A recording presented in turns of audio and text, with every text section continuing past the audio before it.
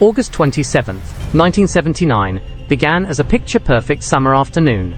The air was still, the sun high over the Irish borderlands. On the narrow stretch of road winding between Newry and Warrenpoint, a convoy of British paratroopers moved with the cautious routine of men operating in a high-stakes environment.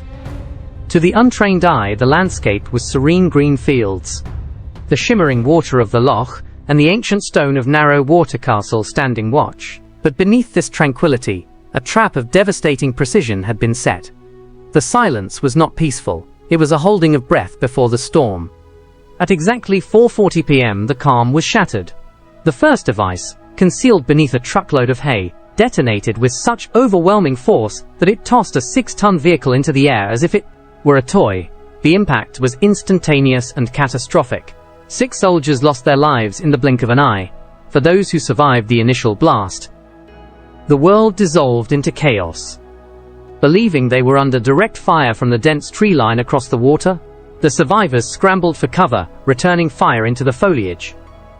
But the architects of this ambush had anticipated every move. They knew exactly how the soldiers would react, where they would take cover, and where the rescue teams would set up their command post.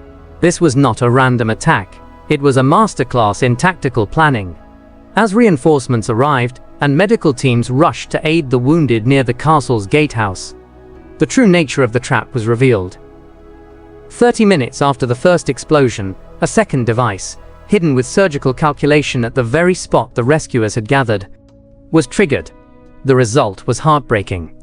12 more soldiers fell where they stood. With 18 lives lost in total, it became the single most severe incident for British forces during the entire conflict. The tragedy did not end at the roadside. In the confusion and crossfire across the loch, a civilian caught in the wrong place at the wrong time also lost his life. And as the smoke began to clear over Warrenpoint, news arrived from the coast of Sligo that deepened the sense of national crisis. Lord Mountbatten, a prominent member of the British royal family, had fallen victim to another device while on his boat. 2 major operations, hundreds of miles apart, executed on the same day. It was a message written in fire. The opposition could strike anywhere, at any target, with terrifying coordination. The ambush at Warrenpoint changed everything. It was not just an attack, it was a demonstration of capability. It signaled that the borderlands of South Armagh had become a no-go zone, a place where conventional military power was neutralized by local knowledge and ruthless ingenuity. Intelligence agencies realized they were not dealing with a disorganized group of rebels, but a disciplined, hierarchical force. And at the center of this web, moving like a phantom between the hedgerows and the safe houses, was a name that would soon haunt the highest levels of government. A man who did not pull the trigger, but who allegedly drew the map. In the wake of the devastation at Warrenpoint, security forces began to look past the soldiers on the ground to find the puppet masters pulling the strings. Their gaze settled on a sprawling farm complex straddling the border, and the enigmatic figure who ran it, Thomas Murphy, known universally by the moniker Slab. Born in August 1949, into a family deeply entrenched in hardline Republican ideology, Murphy was not the type of figure one might expect to lead a paramilitary revolution. He was not a charismatic orator giving speeches from balconies, nor was he a soldier trench crawling through the mud. He was, to the outside world, a simple cattle dealer. But in the grey zones of the borderlands, he was a phantom. Murphy's power stemmed from a unique geographical advantage that he exploited with genius-level cunning. His family farm did not just sit near the border between County Armagh in the north and County Louth in the Republic. The border ran directly through his property. This invisible line, a source of political contention for decades, was Murphy's greatest asset. It created a legal no-man's land. If British patrols approached his yard from the north, he could simply step a few feet across the line into the jurisdiction of the Irish Republic, where they had no authority to touch him. If the Irish police, the Gardaí, came knocking, he would retreat into the north. For years, he lived in a sanctuary of his own making, untouchable by the law of either nation. By the early 1970s, Slab had transformed this advantage into a logistical empire. He was allegedly the mastermind behind the South Armagh Brigade, a unit renowned not just for its ferocity, but for its frightening efficiency. Under his guidance, the brigade operated less like a ragged band of rebels and more like a disciplined special forces unit. They knew every hedgerow, every ditch, and every blind spot in the valley. But Murphy's true genius was not in pulling triggers. It was in supply and demand.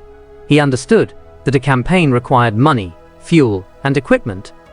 He became the quartermaster of the conflict. His farm served as a beating heart for operations, a transit hub where weapons could be moved, stored, and distributed without detection. Intelligence reports from the era paint a picture of a man who blended the cold calculation of a CEO with the ruthlessness of a warlord. He was accused of orchestrating a multi-million-pound smuggling network that moved everything from livestock to fuel, generating a fortune that was funneled directly back into the organization's operations. His influence grew so profound that he was eventually suspected of being elevated to the organization's highest command structure, the Chief of Staff. From this shadowy vantage point, he allegedly oversaw the importation of massive arms shipments from Libya, tons of modern weaponry that altered the balance of power on the streets. Yet, despite his infamy, he remained a ghost. There were hardly any photographs of him.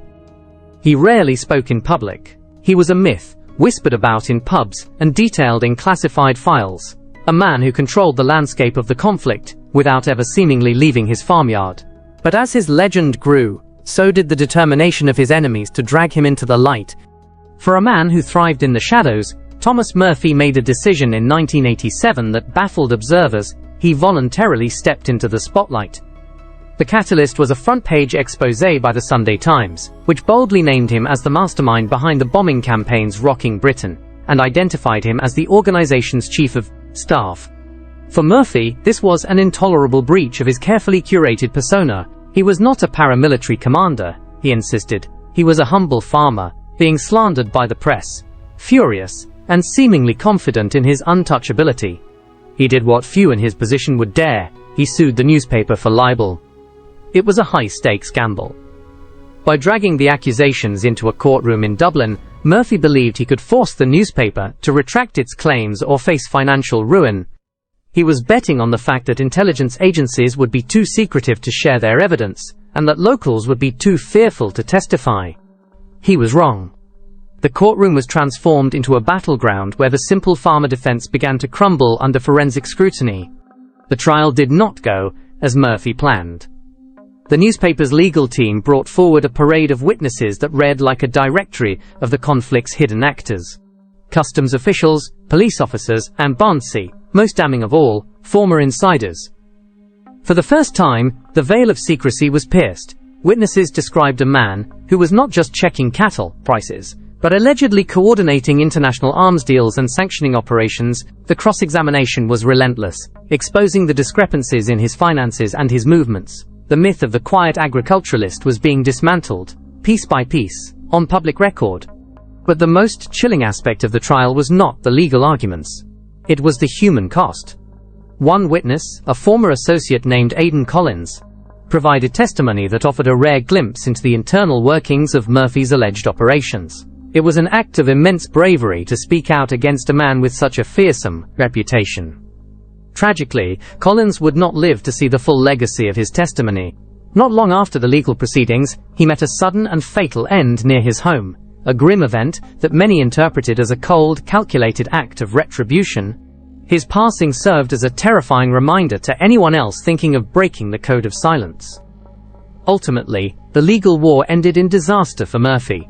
The court ruled against him, effectively validating the newspaper's claims in the eyes of the public. He had walked into the courtroom hoping to scrub his name clean. Instead, he left with a judicial stamp on his reputation as a paramilitary leader. The libel case stripped away his anonymity forever. He was no longer just a rumor in the borderlands. He was now a documented figure of interest, and the authorities were watching him closer than ever before. The loss in court signaled the beginning of a new era, one where the law would try to succeed where military force had failed. By the mid-2000s, the conflict that had defined Thomas Murphy's life was officially winding down, replaced by peace treaties and political maneuvering.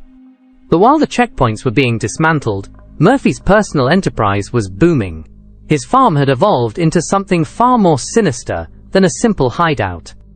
It had become the engine room of a vast illicit economy. For years, authorities had suspected that the ideological war was being funded, and perhaps overshadowed by a relentless drive for profit. On March 9, 2006, they finally moved to prove it. The operation launched that morning was unprecedented in the history of the island. It was not a standard police knock, it was an invasion. Under the grey light of dawn, the stillness of South Armagh was shattered by the thrum of helicopters and the roar of armoured convoys. In a historic display of cooperation, over 400 officers from the Police Service of Northern Ireland, the British Assets Recovery Agency, and Ireland's Criminal Assets Bureau descended on the Murphy homestead. They crossed the border in unison, a synchronized strike designed to cut off every escape route the Slab had relied on for decades. What the investigators uncovered as they pried open the barns and sheds was staggering. They did not just find a few boxes of contraband, they found an industrial-scale smuggling complex. Buried beneath the soil of the farmyards were massive, purpose-built underground storage tanks, linked by a labyrinth of pipes to concealed pumping stations. These were not for watering crops, they were for laundering fuel. The operation involved chemically treating subsidized agricultural diesel to remove the dye, then selling it at full market price to unsuspecting motorists. It was a racket generating millions, turning a farm into a petrol empire. As teams drilled through concrete and sifted through haystacks, the discoveries grew darker. Investigators unearthed a hidden underground chamber, a bunker-like space that sent a chill through those who found it. While its exact purpose was never officially confirmed in court, rumors had long persisted of such spaces being used for interviews with those who had fallen out of favor with the organization. Grim, claustrophobic interrogations, where the silence of the countryside muffled any cries for help. The raid also exposed the sheer volume of wealth flowing through Murphy's hands.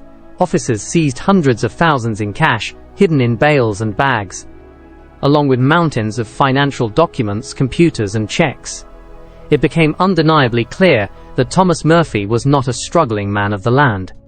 He was a millionaire. The BBC's Underworld Rich List would later estimate his fortune at nearly £40 million. The political fallout was immediate.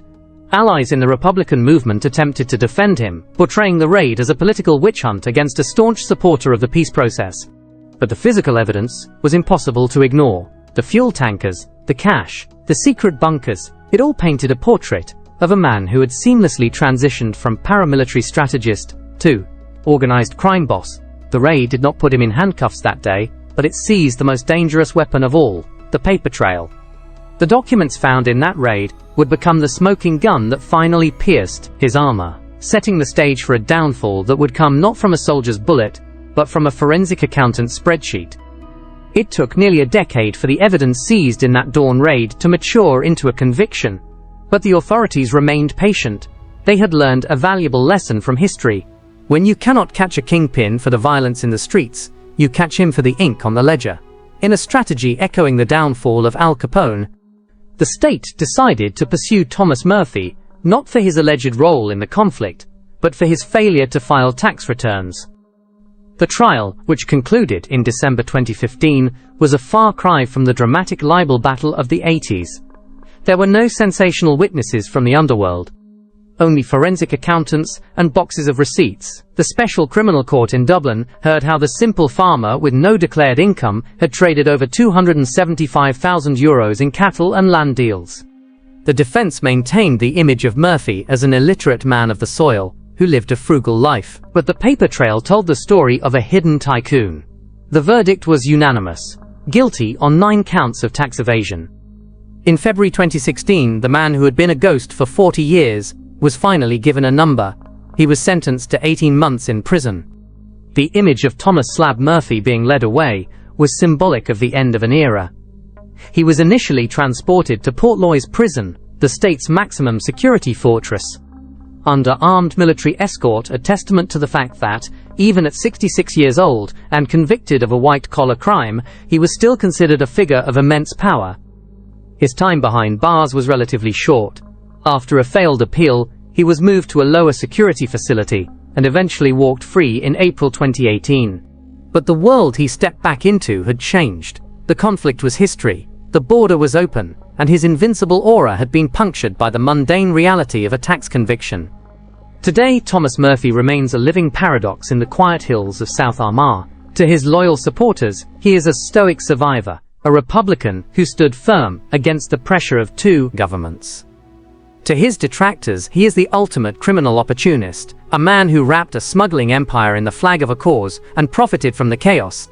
His legacy is as divided as the land he lives on, but one thing is certain. In the long, turbulent history of the Troubles, few figures cast a shadow as long, or as dark, as the ghost of the borderlands. That brings our investigation to a close. What do you think, was justice finally served? Or did the true story remain buried in those underground bunkers? Let us know your thoughts in the comments below. If you found this deep dive compelling, please hit that like button and subscribe for more unvarnished history. Until next time.